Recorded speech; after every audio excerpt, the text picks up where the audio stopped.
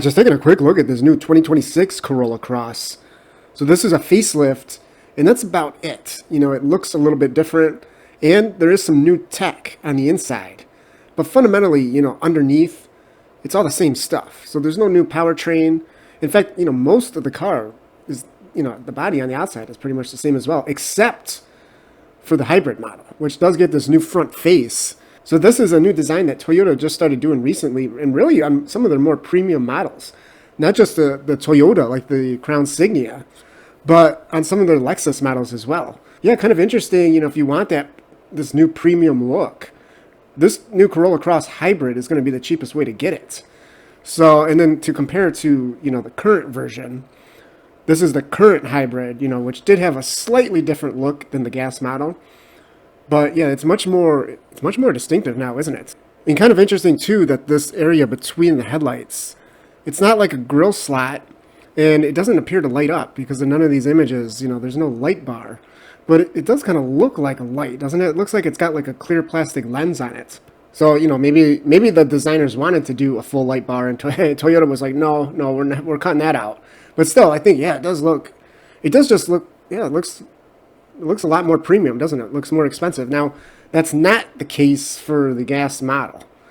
So, the gas model's just got the 2-liter naturally aspirated with the CVT, and it's got less power. It's not as refined. It is a budget version, whereas the hybrid is actually quite a nice vehicle, right? Especially if you are looking for something, a compact SUV.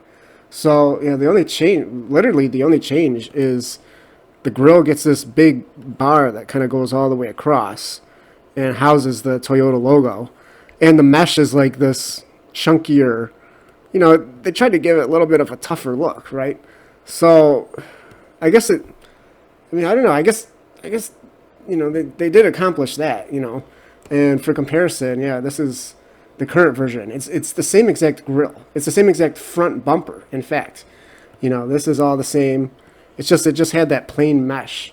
And to finish off the exterior, there are going to be some new wheels. There's a new color as well. So this is probably what it is. It's called Calvary Blue.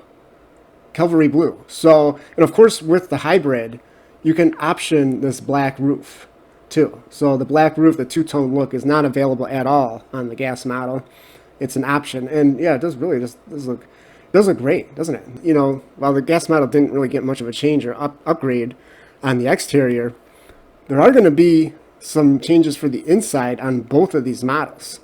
Now, Toyota, they haven't given specifics on this. There's still going to be each, the gas model and the hybrid model, there's still going to be 3 trims each. So, now is some of this going to be, reserved for only the hybrid? Again, they haven't given details, but here's what you can hope for, at least. So, yeah, we get new tech, new screens on the inside. You can actually have a 10.5-inch screen in here, which is, this is a compact SUV. That's good sized. Now, some of you will say, well, I don't like this, iPad style where it's mounted up, it's sticking up past the dash. Well, guess what? It was always like that. Yeah, so this is the new one. This was the old 8-inch. You can see that it basically stuck up just as much. And the reason is because it had this huge bezel, right? You can see that there's actually 2 parts here. The screen was actually here. And then this huge, nasty bezel. Toyota does the worst bezels, don't they?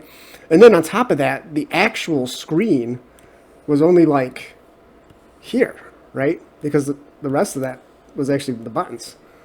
So, yeah, that was the screen. That was the 8-inch screen right there. So, yeah, this new 10.5-inch, it's not physically that much larger, but it's just all screen now. Now, the other thing you might have noticed is the gauge cluster screen, right? So, again, probably on the top trims, yeah, you're going to get this, yeah, the new full digital display. So, this is it, the full graphics. And these displays are nice, too, because you can often customize a lot of, what's actually being displayed. In fact, they did show off a couple of different screenshots here. And, to compare, before you either had the analog gauges, which looked very outdated, or you had the 7-inch screen, right, which is just in the center here. And then it was flanked by a couple of analog gauges. So here's the good news. Here's the good news. They said that the analog gauges are going to be completely gone. So these are gone for 2026. So on the cheapest models, you're still going to get that 7-inch screen, this one. So, but yeah, if you want this full display, you're probably going to have to spend some big dollars and go for one of the top trims, right? XLE or XSE, something like that. Now this is kind of a funny image too, because what is this? Snow snow extra? What does that mean? You know what I mean? Like, what is that, like a translation thing? It's got to be, right? I mean, it's got to be like deep snow, right? And the last change actually is not quite a minor change either. There's this new housing for the gear shift lever and some of the buttons around there. Actually, this is a real big improvement. Look at this. We get this like floating pad that kind of houses all of this. And, you know, compared to this kind of real cheap, cheap look they had before with these big plastic rounded pieces, that always looks cheap. If you want to make something look cheap out of plastic, make it have like a large radius like that, right, on the corner.